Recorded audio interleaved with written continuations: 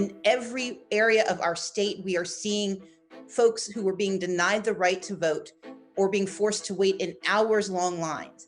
And the problem is when people are forced to wait in lines that can stretch as long as 5, 6, 7 hours, we don't know who leaves. We don't know who gives up because they cannot afford to stay.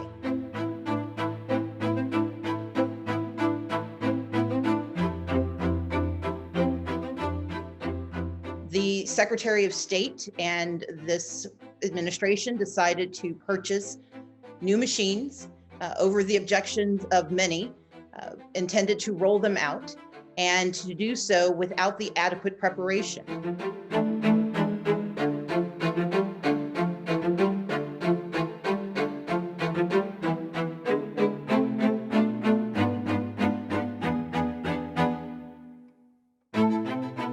In almost every case, when our technicians showed up, it was a 2 or 3 minute fix because the poll workers had not learned what exactly to do with this new equipment. But isn't that still on you? I mean, these are your people. This is your planning. And, it's an interesting argument you make that you have huge turnout, Gabe. Hold on. We do not deploy poll workers to those locations. We're going to work hand in hand with all of our counties. We're going to learn from these things. And the main thing we've learned, and we all agree, is going to be training, training, training. We're going to be better in August when we have our runoff. But you had this same problem in 2018. Chris, you're just incorrect. We've never had these machines before. They're brand new. No. The machines are new. The problem is not. In 2018, 87,000 people were prevented from voting. A disproportionate number were people of color and young voters. I agree with you that you knew that you had anticipation of a huge turnout.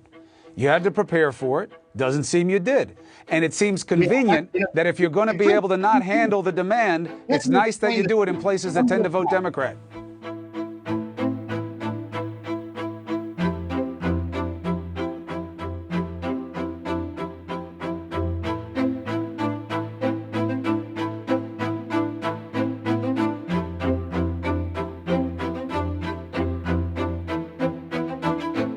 We know that the absentee ballot initiative, which was the right thing to do, immediately ran into problems when the out-of-state vendor was selected who could not meet the challenge of the moment. For example, my absentee ballot, when it finally arrived, had an unusable return envelope.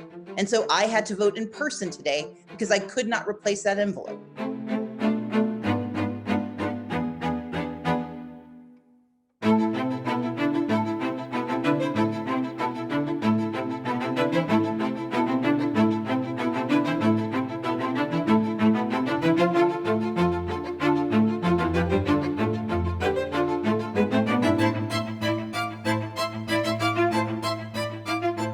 Georgia places the Secretary of State in charge of elections. That means training, that means giving direction, and that means investment. And every time there was a flare sent up that there was a problem facing us in this election, it was the Secretary of State's responsibility to work with the counties to solve those problems, especially when it is the most populous counties in the state. It is not sufficient to say that the county you live in determines the quality of your democracy.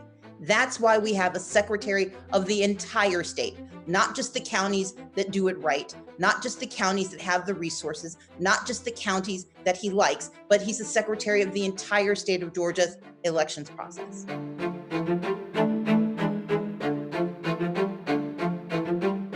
We know that Republican voter suppression is only going to amp up, and we have to be prepared to fight back. But it's going to be incumbent upon every American to demand that no matter which state we're in, that no state should look like Georgia did today.